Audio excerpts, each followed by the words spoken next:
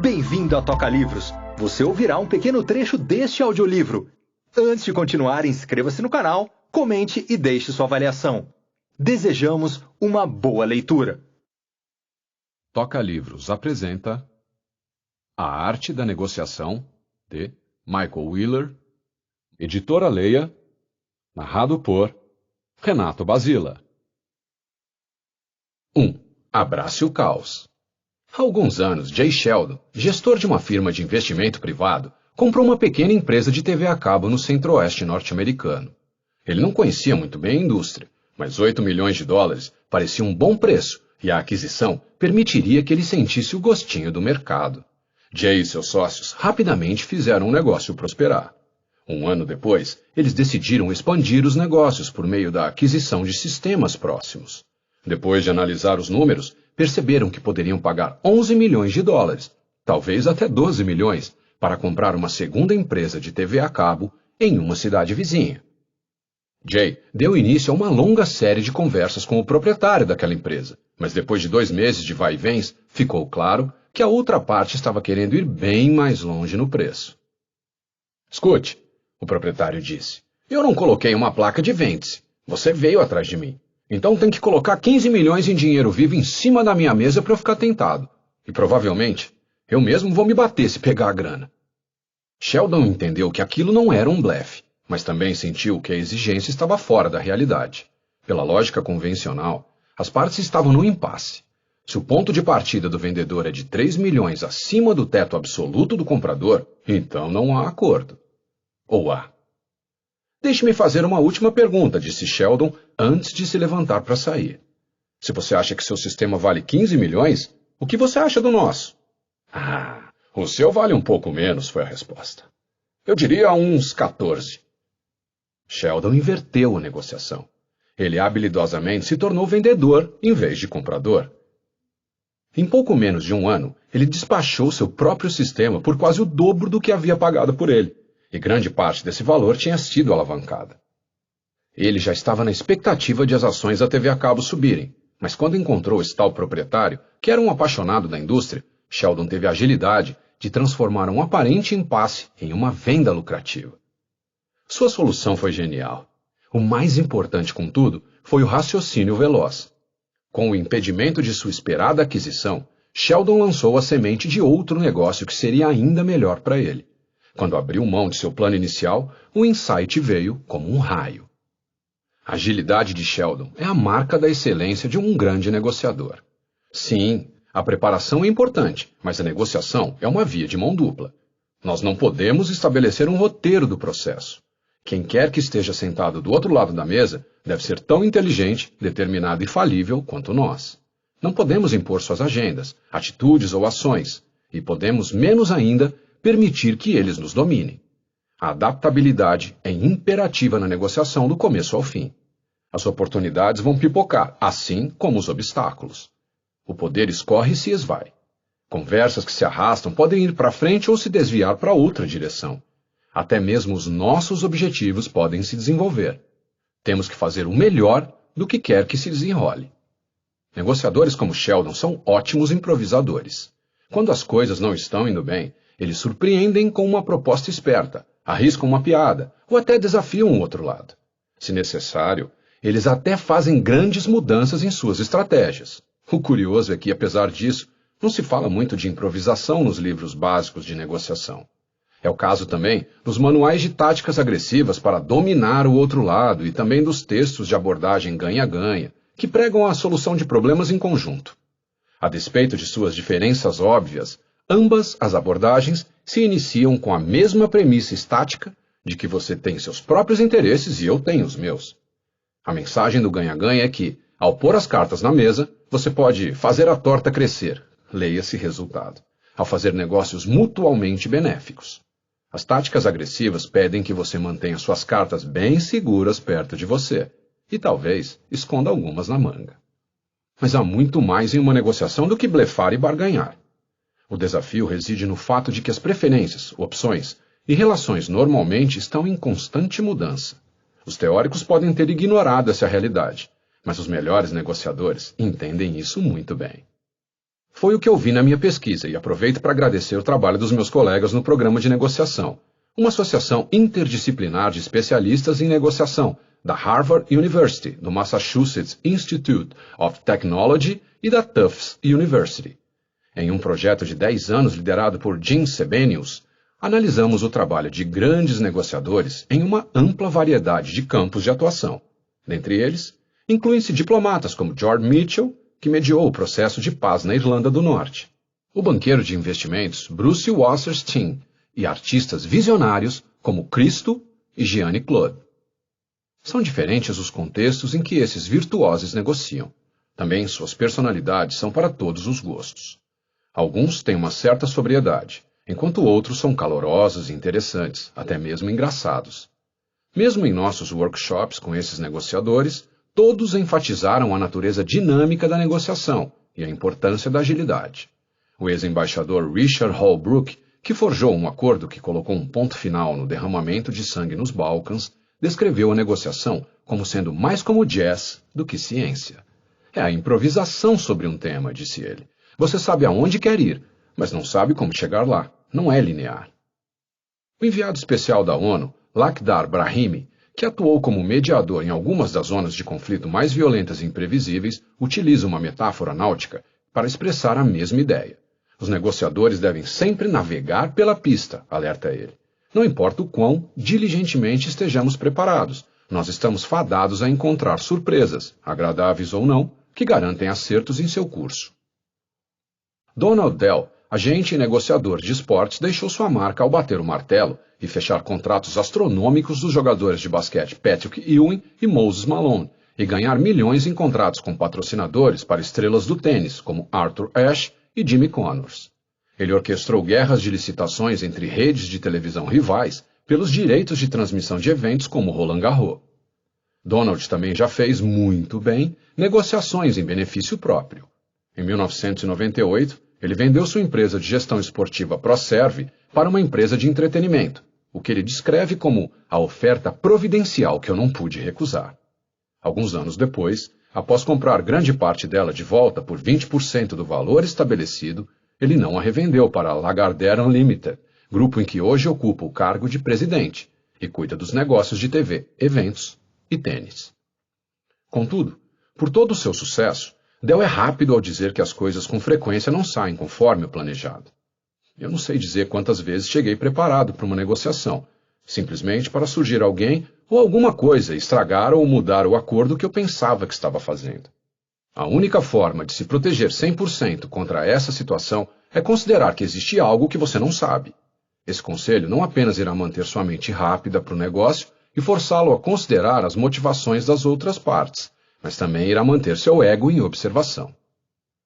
Aprender a adaptar e influenciar. Poucos sabem, mas as pessoas mais talentosas na hora de fechar um negócio fazem a mesma coisa. Tom Green é um negociador extraordinário que trabalhou tanto no setor público quanto no privado. Ele foi uma figura central na venda de uma lendária franquia de beisebol e ajudou a reestruturar uma debilitada organização mantenedora de saúde que muitos pensaram que já se encaminhava para a falência. Tom também serviu a uma equipe de interesse público que resolveu litígios pesados contra a indústria do tabaco. Até aquela época, a Big Tobacco nunca havia perdido uma causa ou pagado um centavo para indenizar qualquer alegação de saúde fora dos tribunais. Quando Mississippi, Massachusetts e alguns outros estados norte-americanos impetraram ações para ressarcir gastos com o Medicaid para doenças relacionadas ao cigarro, o esforço deles foi homérico. Pouco a pouco, Green e seus colegas reuniram mais 40 estados para se juntarem ao seu esforço.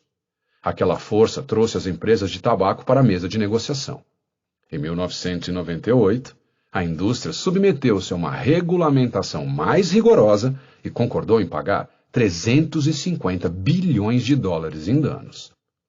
Escrevi um estudo de caso enorme sobre essa negociação para o meu curso de MBA. Tom visitou a classe na primeira vez em que eu falava sobre isso e ouviu-me enquanto os alunos analisavam a habilidosa construção de coalizão e o antiquado comércio de cavalos, o que os levou a um resultado inesperado. Próximo do fim da discussão, pedi que Tom tirasse suas próprias conclusões. Após elogiar os alunos por suas observações, ele acrescentou algo que o surpreendeu. O segredo de seu sucesso, disse ele, era fazer do caos um amigo na negociação. Quando Tom fala sobre abraçar o caos, ele não está se referindo meramente aos casos que envolvem dezenas de partes, questões espinhosas e políticas confusas. Ele sabe que todas as negociações, grandes ou pequenas, são caóticas, uma vez que ocorrem em fluxo e, frequentemente, ambientes imprevisíveis. Mas isso não é o mesmo que afirmar que negociar seja fortuito. O processo é impelido pelo modo como as partes interagem entre si. A compreensão de como movimentos ou gestos, aparentemente sutis, podem mudar o curso da negociação pode significar a diferença entre um acordo e um impasse. Dizer que negociadores como Tom são improvisadores ágeis não significa dizer que eles inventam tudo à medida que vão avançando na conversa. Longe disso. Eles estão bem preparados, mas não se complicam com planos rígidos. Eles entendem que a negociação efetiva demanda ciclos rápidos de aprender, adaptar e influenciar. Cada uma dessas palavras em itálico é crucial. Aprender, adaptar e influenciar estão presentes na maioria das negociações, é claro, mas muitas vezes elas aparecem somente ao acaso. Em vez disso, estou falando aqui de aprender deliberadamente. Isso implica renovar suas expectativas em 3 níveis. 1. O escopo das questões em discussão. 2. As melhores maneiras de resolvê-las. E 3. A natureza de sua relação com a contraparte. Outra maneira de dizer isso, afirma o embaixador Brahimi, é manter a mente aberta, estar pronto para mudar e se adaptar à situação. Não peça a realidade que se encaixe em seu molde, mas transforme seu molde para se adaptar à realidade. A aprendizagem não pode ser passiva. Não é como bisbilhotar em uma loja, verificar os preços das ações ou ler um texto. A informação latente nesses contextos é imutável. Um livro tem o mesmo número de páginas. Não importa que você pule algumas páginas ou leia palavra por palavra. Mas muito do que você deve aprender ao negociar vem apenas da interação com a outra parte. Vamos imaginar que você revele suas prioridades às suas contrapartes, esperando a adoção de uma troca cooperativa. Se você estiver certo, pode prosseguir em seu caminho colaborativo. Mas se em vez disso, eles interpretarem sua abertura como um sinal de fraqueza, a negociação pode dar uma volta que você não teria escolhido. Outro exemplo seria você fazer uma proposta. Ela não funciona para eles. Eles contra-atacam com algo que não é tão entusiasmante do seu ponto de vista. As duas ideias juntas levam vocês dois a uma terceira opção, que nenhuma das partes havia maquinado sozinha. Quando muda a questão em discussão, você deve se adaptar. Pode ser um ajuste sutil, ou como ocorreu com Jay Sheldon, uma grande reviravolta. Do mesmo modo, você procura influenciar os que estão do outro lado, para convencê-los do valor daquilo que você está oferecendo. O que eles dizem em resposta e como eles dizem isso se refere àquele ponto em particular, mas revela também um feedback sobre como você está efetivamente comprometido com a contraparte. Talvez seu estilo se adeque a eles. Caso contrário, você terá que mudar sua abordagem. Além das notas e moedas envolvidas em um possível acordo, você está negociando como negociar. Sucesso e fracasso. Décadas atrás, em uma região de construções baixas de Manhattan, o conselho administrativo de uma igreja localizada em um terreno de esquina pediu que a empresa imobiliária de Julian Studley realizasse uma avaliação de sua propriedade. Membros do conselho esperavam alcançar um preço que permitisse a eles construir em outro lugar e sobrasse dinheiro suficiente para financiar seus programas sociais.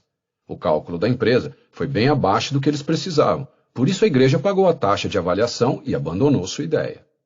O jovem corretor que tratava a questão teve, no entanto, outra ideia. E se ele conseguisse de alguma maneira adquirir todas as propriedades do quarteirão? O conjunto completo poderia valer muito mais do que seus constituintes. Mas havia muitos desafios. Como iniciante, sua empresa não tinha os recursos necessários para comprar todas as propriedades, nem mesmo dispunha de outro comprador com os bolsos cheios. Levou um tempo, mas o corretor e sua empresa chegaram lá. Parcela por parcela, eles atenderam às diferentes necessidades dos inúmeros proprietários. Pagaram as despesas de mudança dos inquilinos idosos em um caso. Em outro, mantiveram um restaurante aberto para que seus funcionários tivessem trabalho até a construção se iniciar. Eles até deram um jeito de fazer um acordo no condomínio para que a igreja pudesse ser reconstruída em seu terreno atual. Mas a empresa também teve dificuldades com competidores em potencial. Se você por acaso estiver em Midtown, dê uma olhadinha para cima e você verá a reluzente torre do Citibank, que culmina em um marcante topo angular. A história de como ele foi construído oferece lições poderosas de negociação adaptativa e improvisação. Outros casos não terminam tão bem. O conselho responsável por um edifício de apartamentos cooperativos decretou uma regra que exigia que todos os moradores instalassem e pagassem por grades de segurança nas janelas. Um morador em particular se recusou a pagar, alegando que o conselho deveria arcar com o custo, no caso $902. O conselho, formado por seus vizinhos no edifício, viu-se impelido a usar de sua autoridade legal e impetrou uma ação, esperando que o proprietário cedesse. Em vez disso, ele acionou seu próprio advogado e as partes ficaram fora da disputa de litígio. O conselho cooperativo ganhou antes do julgamento, perdeu no recurso e então teve o julgamento reintegrado por uma corte superior. Essa batalha se arrastou por quase 5 anos. Na época, as despesas legais se avultaram para mais de $80 mil, quase 100 vezes mais do que a quantia originalmente em jogo. Eles não tinham acabado, no entanto. O proprietário contestador desistiu de reverter o julgamento, mas as partes voltaram a brigar para que ele reembolsasse o conselho por suas despesas legais. Quando eles enfim terminaram, já tinha ultrapassado a casa dos $100 mil. Desde o início, cada lado pressupôs que o outro ia ceder e abandonar a briga. Em vez disso, ambos se cutucaram cada vez mais fundo e continuaram cutucando. Ninguém pensou em investir tanto tempo, dinheiro e emoção em uma proposta perde-perde, e foi o resultado que eles obtiveram. O proprietário do apartamento finalmente aprendeu a lição. Sou um homem convertido, disse ele depois de tudo. Qualquer coisa que você puder fazer para evitar um processo, faça. O advogado do conselho cooperativo, no entanto, não deu o braço a torcer. Eu acho que as despesas aqui foram apropriadas e se ativeram realmente ao mínimo, disse. Ele alegou que seus clientes tinham noção do que estava acontecendo ao longo do caso. Não houve surpresas. Sua atitude evidencia um compromisso fatalista com uma estratégia, mesmo quando há evidências crescentes de que ela não está funcionando. Talvez o proprietário pudesse ter doado $902 para algum outro uso comum sem ter de apelar ao princípio legal. Ou outro morador, no fogo cruzado, pudesse ter acabado com problemas e tivesse enviado ao conselho $902 em dinheiro para cobrir os custos das grades da janela, uma pichincha em comparação ao que foi estimado como despesas legais multiplicadas. O fiasco também poderia ter sido evitado se apenas um membro do conselho tivesse feito a pergunta correta quando eles foram processados. Qual seria a pior coisa que poderia acontecer? Uma resposta óbvia seria que o proprietário poderia ser tão obstinado quanto ele realmente era. Estratégias moldadas viram pó na turbulência da negociação do mundo real. A persistência muitas vezes é uma virtude, mas quando se associa a um plano obsoleto, não é. Jay Sheldon tinha a intenção de comprar o sistema vizinho de TV a cabo. No entanto, quando ficou claro que o outro proprietário não ia ceder no preço, ele não tentou forçar a barra ou mexeu em seu próprio preço para aquele negócio. Nem caiu fora. Em vez disso, ele se adaptou e criou um plano B ainda melhor. Mas lembremos que foi a agilidade de Sheldon que fez tudo isso acontecer. Seu colega, sentado à mesma mesa, olhando exatamente para os mesmos fatos, não pensou em ser um comprador, até que Jay propusesse isso. O que está faltando na sabedoria convencional? O inovador texto sobre negociação, Como Chegar ao Sim, a negociação de acordo sem concessões, escrito pelos meus colegas Roger Fisher, Bill Ury e Bruce Patton, teve sua primeira publicação há 30 anos. Seu timing não poderia ter sido melhor. O livro oferecia uma alternativa construtiva para a então dominante visão de que negociação é inevitavelmente uma proposta ganha-perde, um jogo vencido por músculos e enganos. Contudo, muitas pessoas ficavam exaustas com os conflitos, seja em litígios demorados, em interrupções de trabalho ou em regiões problemáticas do mundo como o Oriente Médio. Os autores apresentaram um método relevante de 5 pontos para qualquer contexto, desde o aluguel de um apartamento até uma situação de diplomacia internacional. Foque nos interesses, não nas posições.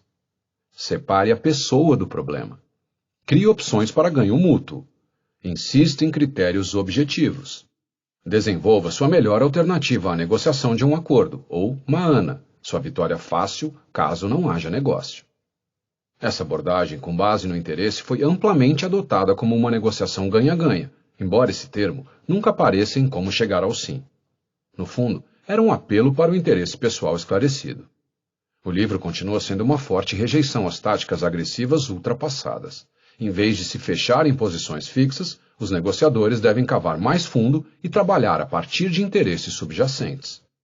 Se você está procurando um novo emprego, não discuta salário para não correr o risco de ter um mau começo de relacionamento. Em vez disso, procure outros benefícios que possam ser mais valiosos do que algumas notas a mais no fim do mês. Com um pouco de inventividade, você pode transformar muitos problemas de soma zero em oportunidades para ganho mútuo. Até mesmo os pechincheiros mais inflexíveis, sem nenhuma preocupação com a equidade, devem ser seduzidos pela prospecção de fazer a torta crescer.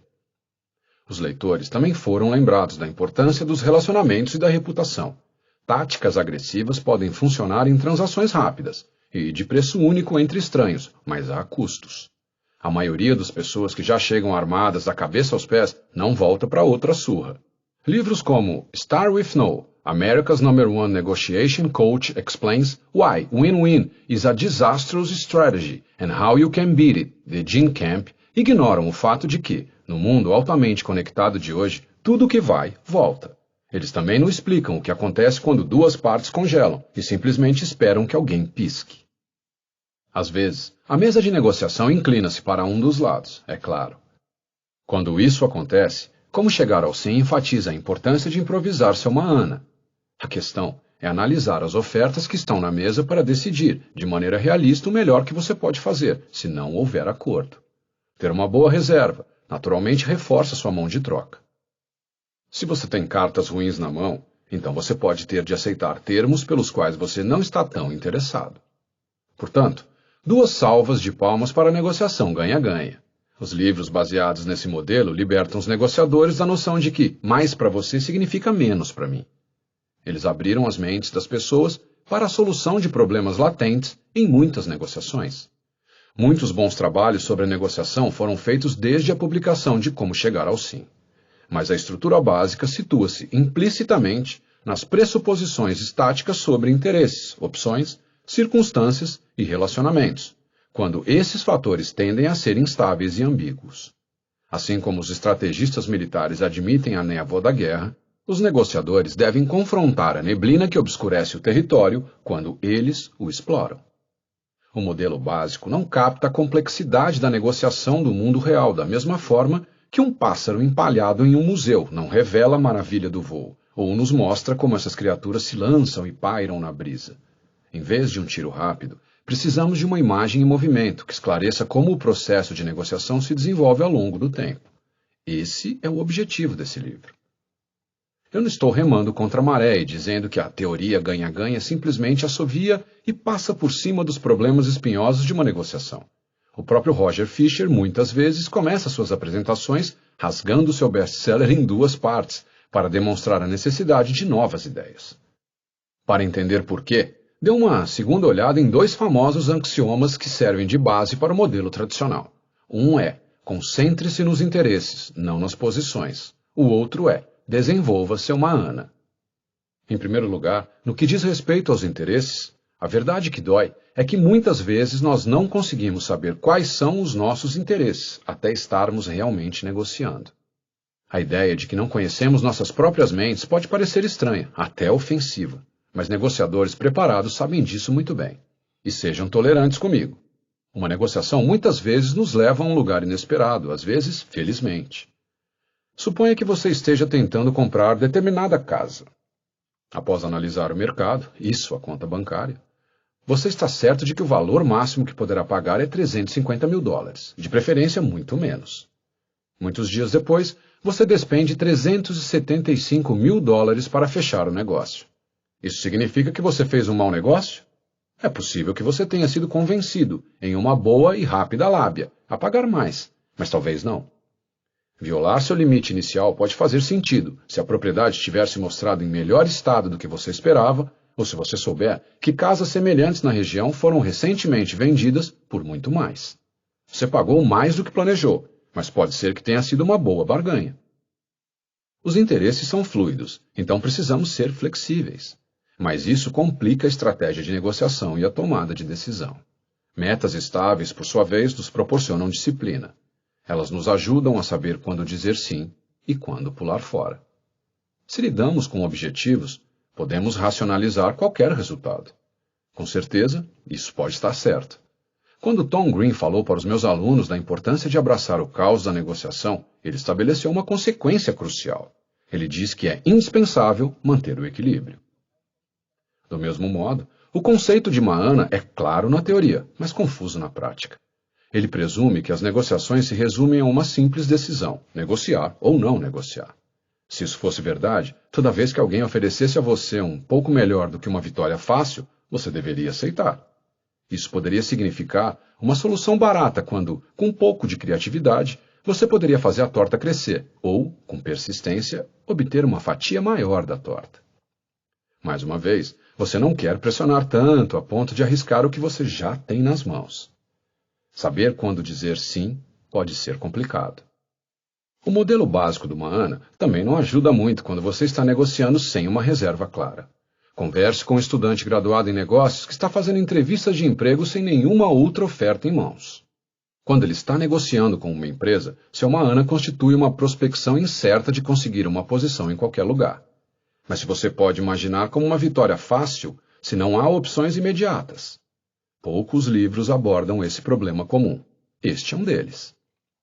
A indefinição dos interesses e a confusão dos Mahanas colidem quando você tem de equilibrar múltiplas negociações. E isso é o que acontece quando você faz uma pesquisa comparativa em diversas concessionárias antes de comprar um carro. Você deve saber, de forma geral, qual tipo de veículo gostaria de adquirir, mas você também quer um ótimo preço.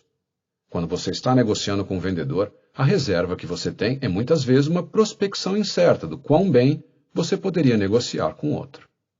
Minha colega, daqui em diante chamada apenas de Carol Griffin, e seu marido Don enfrentaram esse problema quando estavam procurando a primeira casa. Carol é uma brilhante especialista em teoria da decisão, então sua preparação estava além do esperado. Ela pesquisou o mercado local e comparou os sistemas escolares. Ela até experimentou diferentes rotas habituais. Então, ela cruzou todos os dados em uma planilha e ponderou os fatores de modo que eles pudessem categorizar diferentes propriedades. Olhando para trás agora, Carol admite, no entanto, que ela e Don não sabiam o que queriam até visitar vários imóveis e começar a negociar. Uma das casas tinha um bom preço, mas precisava de muita reforma. Outra tinha cômodos menores, mas um quintal fabuloso. Algumas outras que pareciam boas online eram menos atrativas pessoalmente.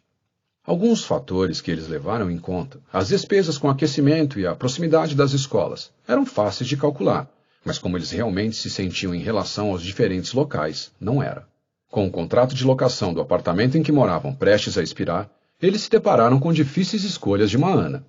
Para a casa que eles amaram, deveriam continuar pechinchando para baixar o preço até um valor aceitável? Ou eles deveriam optar por um lugar menos caro de que haviam gostado antes que outro comprador o arrematasse? Não vamos nem tentar imaginar o quanto isso teria sido mais difícil se Carol e Don não tivessem olhado um no olho do outro. A maneira como resolvemos dilemas como esse não nos põe à prova até que tenhamos decidido entre o pássaro perto da mão versus a chance de pegar em uma armadilha, outro mais atraente, no meio do arbusto. Não se trata simplesmente de quão melhor o segundo pode ser, em termos objetivos. Nós também temos de considerar as probabilidades de vencer e experimentar como nós nos sentiríamos se acabássemos perdendo os dois negócios. Corretores de imóveis experientes entendem que, como os Griffin, muitos clientes não sabem bem o que querem. Tim Wilson, psicólogo da University of Virginia, descreve como sua própria corretora ouve educadamente quando futuros compradores listam suas prioridades, mas então os ignora, sorridente, e mostra a eles muitos imóveis diferentes. Nas visitas iniciais, a corretora presta muita atenção às reações emocionais de seus clientes, enquanto eles andam pelas casas tentando deduzir o que eles realmente estão procurando. De acordo com Wilson, os corretores têm uma frase: compradores mentem. Isso não é intencional. As pessoas simplesmente não conhecem suas próprias mentes. Um dos motivos por que minha corretora de imóveis é tão bem-sucedida é por ser bem habilidosa na hora de inferir o que os clientes dela querem e, muitas vezes, conhece suas preferências melhor do que eles próprios. Carol e Don evitaram riscos maiores ao optar por um lugar menos caro na hora de fechar o negócio. Às vezes, contudo, eles se veem desejosos ao passar de carro em frente à casa dos seus sonhos, a 4 quadras de distância de sua residência atual. Eles ficam imaginando se eles poderiam ter insistido em um preço mais baixo, sendo mais assertivos. mas por causa da inerente incerteza da negociação, eles nunca saberão ao certo. Esse tipo de especulação em retrospectiva não faz muito bem. Em vez disso, é mais interessante que você pense sobre como negociou. Nesse ponto, os Griffin se saíram bem. A preparação meticulosa de Carroll pode apenas refletir os atributos que eram fáceis de quantificar. Não foi possível captar como eles se sentiram em relação a cada casa até que eles fizessem suas visitas. Ainda assim, a planilha serviu como um modelo valioso com o qual eles poderiam verificar seus próprios julgamentos. Antes de assinalar uma casa que eles haviam classificado positivamente, eles se forçaram a se perguntar o que eles não tinham gostado e o quanto importava. Eles mudaram suas prioridades, mas de uma maneira disciplinada. Os Griffin aprenderam e se adaptaram no decorrer do caminho.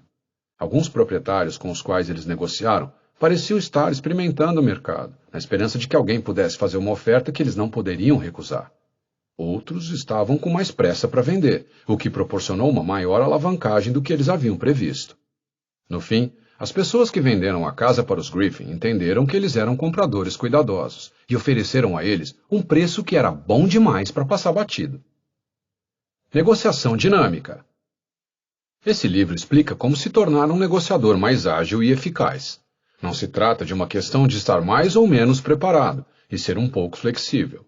Se você tentar fazer isso, cairá entre as rachaduras. Em vez disso, administrar a incerteza deve ser a base de sua estratégia de negociação. A parte 1 traça um modelo dinâmico para analisar e conduzir negociações. A parte 2 trata do raciocínio e das técnicas para aprender, adaptar e influenciar simultaneamente. A parte 3 situa esses conceitos em cada fase da negociação, partindo do início, passando pelos momentos críticos até o fechamento. A parte 4, maestria, alinha criatividade, aprendizado contínuo e ética. A primeira parte, uma noção de direção, lida especificamente com o papel da ambiguidade, da mudança e da sorte inerentes a qualquer negociação. Compreender a natureza do ambiente é o primeiro passo para desenvolver uma estratégia adaptativa para atravessá-lo. Mas simplesmente reconhecer a incerteza não é suficiente. Os mestres da negociação a incorporaram em sua estratégia e a reverteram a seu favor. O capítulo Um Mapa dos Pirineus penetra nos desafios subjacentes de imprevisibilidade introduzidos aqui. São colocadas 3 perguntas-chave que devem ser destacadas antes de negociar. O capítulo seguinte, Prospecção, oferece ferramentas de preparação para estabelecer metas, ponderar trade-offs, avaliar o aspecto positivo e determinar quando dar o fora. Enquanto os capítulos 2 e 3 focam no que você está buscando, suas metas reais, o capítulo 4, Plano B, trata da estratégia e do processo, o como, da busca por acordo e detalha 9 princípios estratégicos para se aventurar adiante. A segunda parte do livro, Improvisação, concentra-se em micro-interações em um nível tático. Ser ágil refere-se tanto ao raciocínio quanto à técnica. Essa sessão começa com um capítulo chamado Presença de Espírito. Para seu melhor desempenho, você deve estar preparado para negociar mentalmente e emocionalmente. Isso exige uma habilidade paradoxal de ser tanto calmo quanto alerta, paciente e proativo, criativo, mas ainda com os pés no chão. Os capítulos da segunda parte aprofundam-se nos princípios e nas técnicas da improvisação. No capítulo O Ritmo das Coisas, você verá como os músicos de jazz, até mesmo os completamente desconhecidos, criam uma música nova do zero. Eles sabem quando fazer um solo e quando harmonizar. Eles até se atrevem a cometer erros. Assim como contraponto, em consciência situacional, você verá como os conceitos de campo de batalha, jogo de xadrez ou esportes competitivos aplicam-se não somente às decisões agressivas de processos judiciais e disputas laboriais, mas também a transações colaborativas. A terceira parte do livro, Gestão do Processo, aplica estas práticas ao fluxo da negociação. O capítulo Inícios compara transcrições de 2 duplas de negociadores veteranos lidando com o mesmo problema. Uma dupla falha ao não entrar em acordo. A outra dupla instintivamente segue as regras do jazz e improvisa, tão rápido quanto entram em sincronia. O capítulo Momentos Críticos examina pontos de inflexão nas negociações, conjunturas em que você tem que tomar decisões que são difíceis de atingir. Fazer uma oferta de que você não pode voltar atrás é um exemplo. Lidar com ameaças e ataques é outra. O capítulo fechamento arremata essa terceira parte. Se alguém lhe faz uma proposta atraente, quando você deve aceitar e quando você deve pressionar por mais. A última parte do livro, Maestria, traz luz às características que separam os negociadores capazes das verdadeiras estrelas. Uma delas é a criatividade, como você verá no capítulo Acenda as Luzes. Pessoas como Jay Sheldon, o investidor que salvou seu negócio de TV a cabo, têm a destreza para chegar a acordos em situações nas quais outros podem ver apenas impasse. A maestria também implica uma mistura de confiança e humildade. No capítulo Aprendizado Cruel, você descobrirá que os melhores negociadores aprendem as lições certas a partir de sua experiência. Eles não são intoxicados pelo sucesso precoce. O capítulo de conclusão do livro, De Acordo, analisa as questões éticas inerentes a todas as negociações. As escolhas mais difíceis não se referem a certo e errado, mas sim exigem a reconciliação de valores de competição e obrigações. Assim, o apêndice apresenta 25 razões para abraçar o caos na negociação, uma listagem temática dos princípios básicos e métodos da abordagem Aprenda, Adapte, Influencie. Essa lista é um lembrete para aplicar estratégias com destreza. Estou confiante de que uma leitura atenta desse livro fará de você um negociador melhor, seja você um novato ou alguém com muita experiência. O conselho aqui é se apoiar nas melhores práticas dos negociadores mais qualificados. Esta obra oferece uma abordagem nova e prática da negociação que vai fazer você repensar seus próprios hábitos e suposições. Espero que este livro seja libertador. Ponto-chave. Antecipe que as metas, os interesses e as alternativas de vitória fácil podem se desenvolver para sua vantagem ou desvantagem. Entenda que a negociação é um processo de interação. Suas ações e declarações podem influenciar suas contrapartes de formas que você não esperava nem intencionava. Maximize a efetividade de sua negociação ao aplicar uma estratégia forte. Esteja preparado para improvisar. Parte 1. Uma noção de direção. Você ficaria surpreso com o número de pessoas que não sabe realmente o que quer com o tipo de precisão exigido em uma negociação.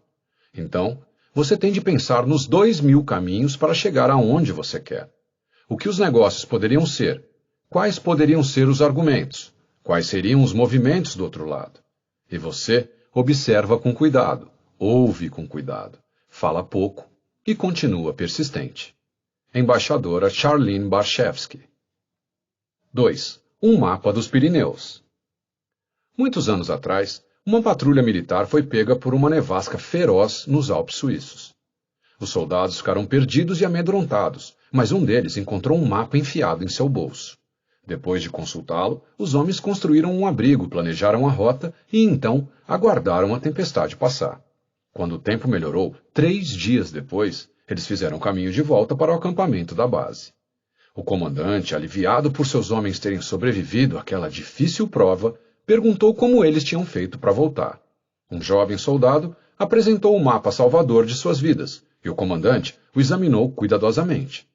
Ele ficou chocado ao ver que aquele era um mapa das montanhas dos Pirineus, que fazem fronteira com a Espanha e a França, não com os Alpes. Essa história é atribuída ao bioquímico húngaro que foi laureado com o Prêmio Nobel, Albert Genpiorki, remonta à década de 1930. Ela é muito citada em pesquisas sérias e cursos organizacionais e amplamente considerada verdadeira. Não sei se a história é legítima ou não, mas como o mapa errado poderia ter salvado os homens perdidos nos Alpes? Há 3 explicações e elas são tão relevantes para os negociadores quanto para qualquer um que seja surpreendido na natureza selvagem. Em primeiro lugar, o mapa reacendeu a confiança dos soldados. Ele os libertou da paralisação provocada pela indecisão e os impeliu a tomar uma atitude. Os homens não discutiram ou vaguearam sem rumo. Em vez disso, eles se protegeram da tempestade e esperaram o melhor momento para agir. Em segundo, o mapa proporcionou-lhes ímpeto. Rumar exatamente para a direção certa mostrou-se menos importante do que apenas se deslocar. Isso nem sempre é uma atitude prudente, é claro. Se estamos perdidos e permanecemos onde estamos, outros podem vir para nos resgatar. Numa negociação, em contrapartida, contamos com nossas próprias habilidades e iniciativas para chegar aonde queremos ir. Estar inclinado para a atitude quase sempre se sobrepõe a ser passivo. E o mais importante, o mapa avivou a consciência dos soldados. Ele deu a eles um modelo com o qual eles podiam trabalhar. Uma vez que estavam em curso, partes do mapa podem ter se adaptado a áreas específicas em que se encontravam os soldados. Afinal de contas, regiões montanhosas têm características comuns, penhascos íngremes, riachos e declives mais suaves.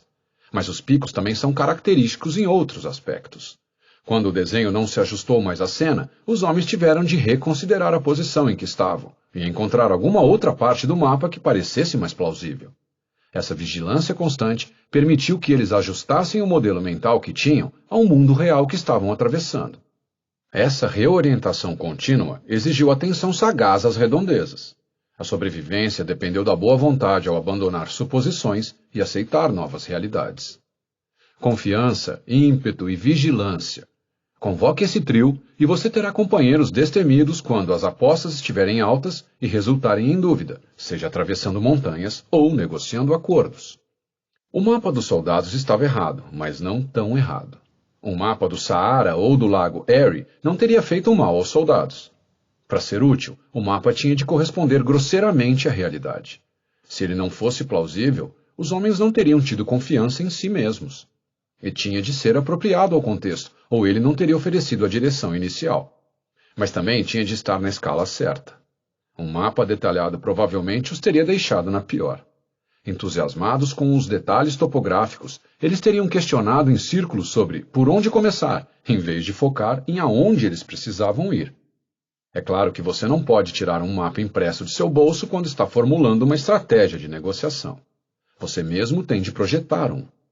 Mesmo quando estiver em um território familiar e experiências anteriores sugerirem um caminho específico, proteja-se contra um raciocínio do tipo faça isso, faça aquilo. Terreno pode ter mudado desde a última vez em que você esteve por ali. Cartógrafos tradicionais utilizam sextantes, teodolitos de agrimensura e altímetros para delimitar o território. Como diz o embaixador Brahimi, os negociadores devem constantemente utilizar seus olhos. Para sermos mais específicos, você precisa de uma percepção realista de 3 características da paisagem. A primeira é uma visão perspicaz de onde você pensa que está no momento, ou seja, uma avaliação de suas necessidades, prioridades e trade-offs, assim como suas opções de reserva, caso a negociação fique estagnada. A segunda é uma estimativa das circunstâncias em que se encontra sua contraparte, de modo que você possa deduzir o que pode se mostrar aceitável. Iremos nos aprofundar nesse assunto no próximo capítulo. Um terceiro elemento da negociação mapeada está relacionado à catalogação de fatores básicos que você desconhece no início, de modo que você esteja atento às surpresas à medida que o processo se desdobra. Fazer a si mesmo essas 3 perguntas irá ajudá-lo a elaborar uma estratégia. 1. Devo negociar? 2. Este é o momento? 3. Ser comedido ou apostar tudo? Essas perguntas o encorajam a gladiar com a incerteza da negociação e levar em conta o mapeamento de um plano substancial. Devo negociar?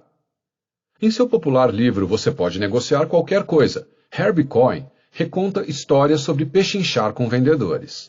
Ele admite que ganhar um desconto especial em uma geladeira pode levar muitas voltas pela loja e horas de conversa, mas o processo é delicioso. Para ele, o preço na etiqueta é apenas um ponto de partida. Cohen está certo. Muitas coisas são negociáveis. Como ele aconselha, você não vai conseguir se não perguntar. Mas perguntar pode ser arriscado, como Arvind Gupta aprendeu para seu arrependimento. Ele era amigo íntimo de um casal que vivia em uma mansão de frente para o mar com uma vista ampla do oceano.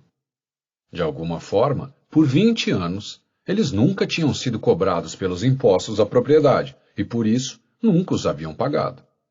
Quando uma notificação da cidade chegou, a quantia era absurda. Eles já haviam pensado em reestruturar suas vidas, e a conta os pressionou a tomar aquela decisão. Eles não tinham filhos, então foram até Arvind, que eles adoravam, e ofereceram vender a propriedade para ele por $2,5 milhões. Arvind percebeu que aquele preço era uma pichincha, mas estava além de seus recursos. Ele foi atrás então de outro amigo, que ele chama de Welch Bill, um apelido que também é uma forma de registrar sua mais recente fortuna. Bill reconheceu a oportunidade de investimento e ficou feliz por ser o sócio oculto da negociação, mas disse que deveriam fazer uma contraproposta de 2.250.000 dólares. Se os vendedores insistissem no preço cheio, ele afirmou, se necessário, poderiam até pagá-lo. No entanto, Arvin estava hesitante. O preço que eles pediam ainda estava bastante abaixo do mercado. Bobagem, disse Bill. Sempre há espaço para barganhar. Relutante, Arvin fez a contraproposta, uma vez que a maior quantia em jogo era de Bill. Você provavelmente sabe para onde essa história está se encaminhando. Os amigos de Arvin expressaram sua mágoa e raiva quando ele tentou pechinchar. Nós tratamos você como um filho, e é assim que você nos agradece? Os proprietários retiraram a proposta, encontraram um corretor de imóveis e, menos de um ano depois, venderam a propriedade por 11 milhões de dólares. Ops! Arvin mostra-se conformado com a experiência. Ele não é rico, mas é bem-sucedido em sua carreira e financeiramente confortável. Ele também se tornou um exemplo do princípio de que o único caminho para saber quão perto da beira do precipício você pode chegar com segurança é dando mais um passo além. Compare o fiasco de Arvin com a história de Liz e Tony Weiler. Por 20 anos, todo verão, eles alugavam um chalé em South Harbor, uma charmosa comunidade litorânea em Massachusetts. Da varanda do fundo, eles podiam observar suas crianças brincando na praia particular. Ficaram amigos da proprietária idosa que vivia na casa ao lado. Ela os ajudou a plantar mudas de framboesa e mirtilo. Em troca, Liz fez tortas de frutas para a senhora. De tempos em tempos, eles perguntavam discretamente se ela gostaria de vender a propriedade, mas ela tinha 3 filhos adultos, um dos quais já havia manifestado interesse na casa. Os Weiler sabiam que poderiam voltar ao chalé todo o verão, enquanto a vizinha ainda estivesse viva, mas ficaram desanimados ao pensar no que aconteceria quando ela morresse. E ela tinha 94 anos na ocasião. Então, numa manhã de agosto, o filho mais velho da senhora apareceu na porta deles. Sem entrar, ele anunciou que tinha conversado com a mãe e com seus irmãos. A família estava pronta para vender o imóvel.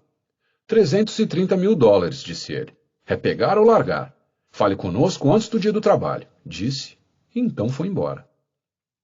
Os Weiler ficaram alucinados. Finalmente o chalé poderia ser deles. Mas e quanto ao preço? Considerando o mercado, o valor pedido não estava longe da realidade, e eles podiam pagar, mas também não era uma pechincha. Mais uma vez, não havia mais nada naquela faixa de valor que eles gostavam tanto. Apesar disso, Liz tinha ficado meio ofendida com o comentário, pegar ou largar. Por que não fazer uma contraproposta? Sempre que alguém lhe faz uma proposta, seja no começo ou no meio de uma negociação, você deve considerar os prós e contras de barganhar mais. No caso dos Weiler, a vantagem de contra-atacar seria poder economizar algum dinheiro. Abater 10% ou mais do preço poderia ser um tiro no escuro, e mesmo economizar metade dessa quantia poderia valer a pena. Mas e quanto à desvantagem?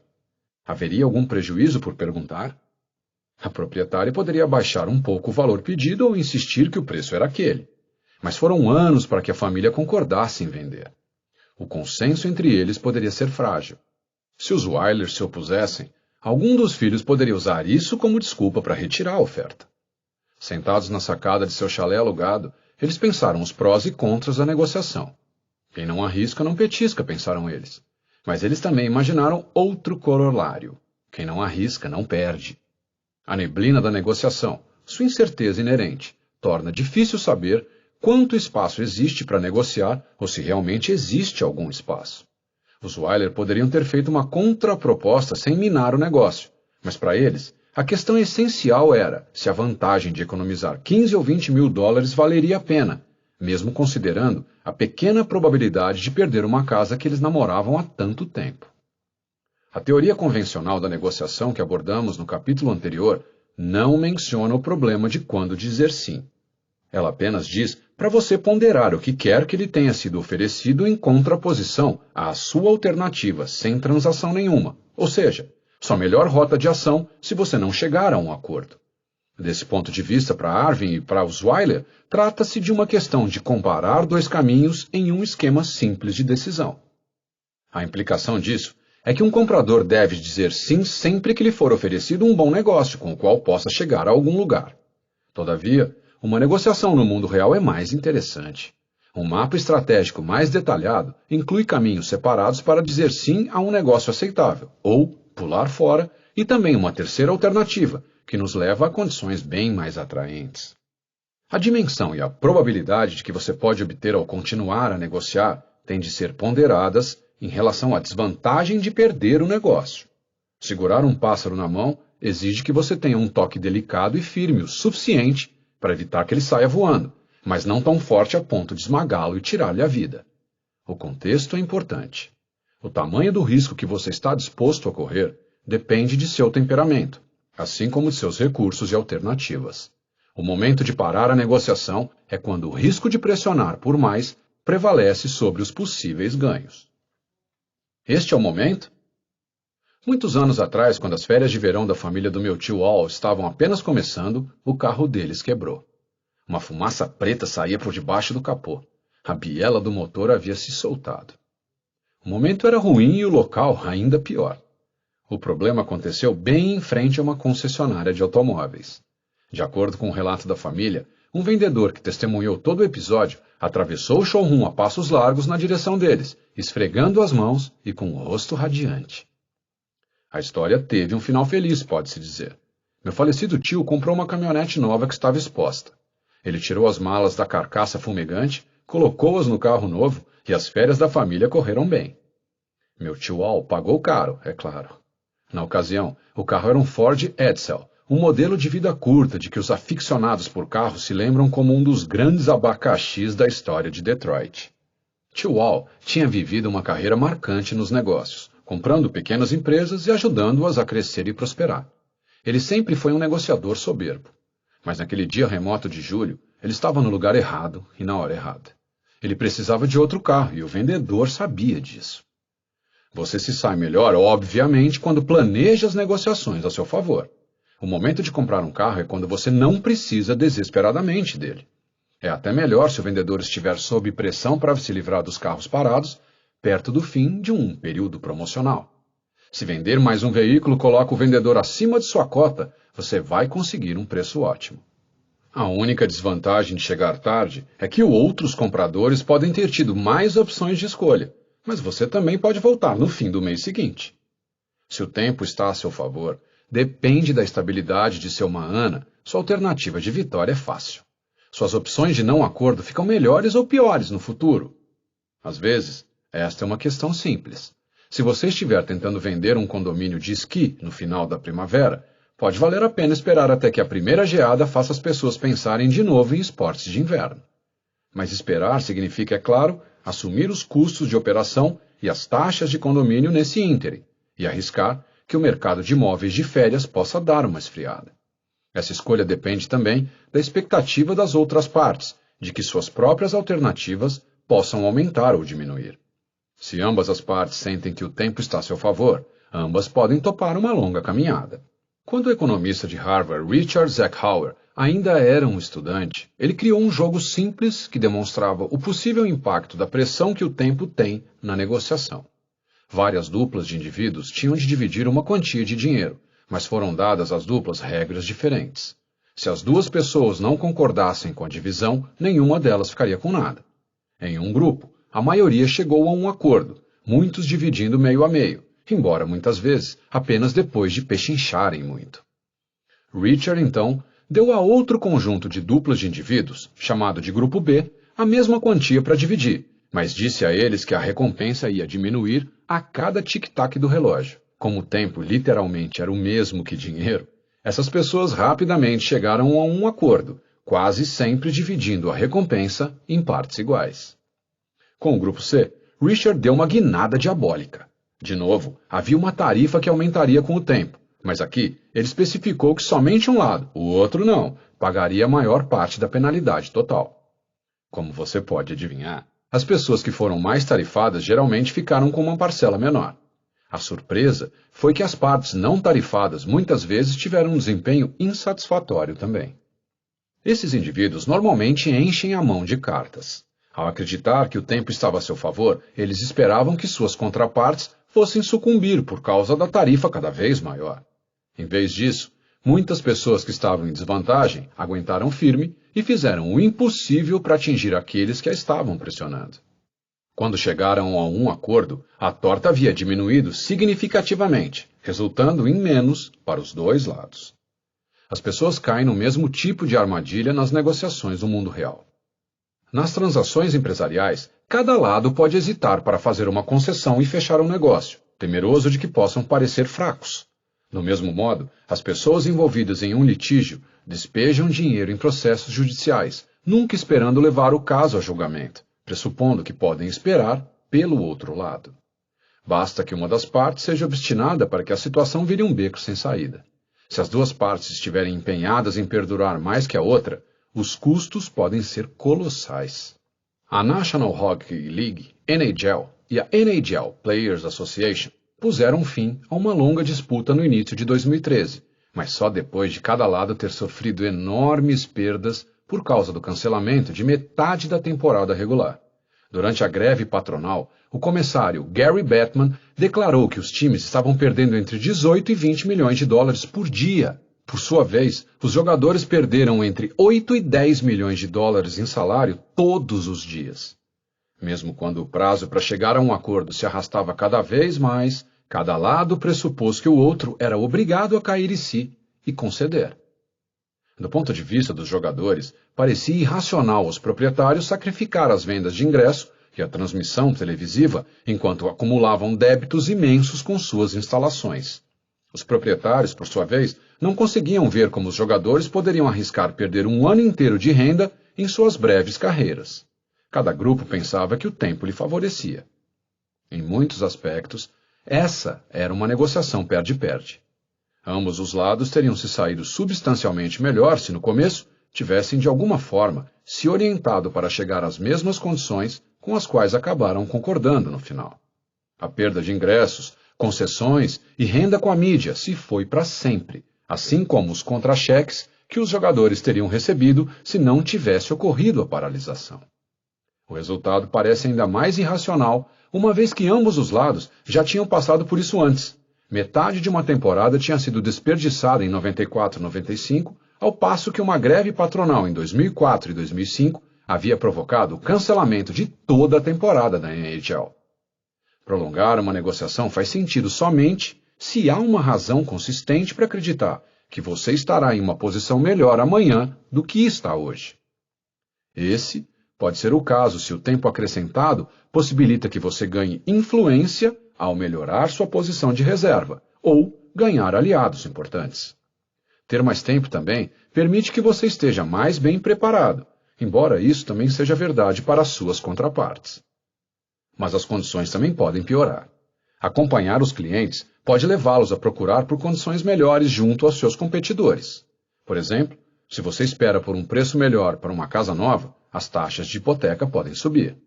Preparar-se para uma negociação importante pode levar tempo, mas você não será onisciente. Determinados aspectos de suas contrapartes, suas prioridades, temperamento e confiabilidade, podem ser mais bem aprendidas ao negociar com seriedade. O momento de negociar é quando você puder aprender mais estando à mesa do que sendo absorvido em uma preparação individual. Apostar tudo? Alguns anos atrás, a Iberia Airlines foi até a Boeing e pediu a proposta de um avião mediano em uma licitação. A indústria aeronáutica estava em uma crise profunda desde 2001 e a Iberia era uma das poucas que ainda faziam dinheiro na época. A expectativa de um novo negócio para a Boeing era como uma graça divina trazida à empresa. No entanto, eles estavam hesitantes para fazer sua proposta. No passado, a Iberia sempre havia favorecido a Airbus, uma concessionária europeia. Era possível que a empresa espanhola apenas quisesse usar a Boeing como um pretexto para brigar por melhores condições com seu fornecedor de longa data. Para a Boeing, o custo de licitação para o contrato com a Iberia e o prejuízo seria substancial. Além do momento administrativo e dos milhões de dólares que seriam investidos no projeto e em despesas financeiras, havia fatores importantes de reputação. Ser vice-campeão em uma corrida de 2 cavalos confirmaria os acordos obscuros de analistas de mercado e, posteriormente, enfraqueceria a imagem da Boeing na negociação com outros clientes em potencial. Isso também causaria problemas morais dentro da empresa. Mas qualquer chance real de garantir o contrato da Ibéria exigiria que a Boeing cortejasse a companhia aérea agressivamente e fizesse uma oferta arrojada. Medidas no meio do caminho não funcionariam. Inicialmente, a Boeing decidiu não participar da licitação. As probabilidades de ganhar eram muito pequenas e os custos de prejuízo eram correspondentemente altos. A Ibéria, entretanto, não quis fazer negócio com a Airbus como sua fonte única. Então, ela se empenhou muito para convencer a Boeing de que a empresa americana tinha uma chance única no contrato. Por fim, a Boeing cedeu e investiu pesado em uma proposta, mas a Ibéria escolheu a Airbus, depois que a última foi compelida a fazer concessões de preço significativas para se igualar às condições da Boeing. Sair de mãos vazias dessa negociação foi pior para a Boeing do que seria não ter tentado. Ter que entrar com tudo na proposta e fazer isso tão publicamente piorou os problemas. Em retrospectiva, houve remorso por a empresa não ter mantido sua decisão original e ficado de fora da competição. Você acaba de ouvir um trecho de um dos audiolivros da Toca Livros. A versão completa está em nossa plataforma. Quer conhecer mais? Acesse tocalivros.com ou baixe nosso aplicativo. Não se esqueça de se inscrever no canal, comentar e deixar sua avaliação.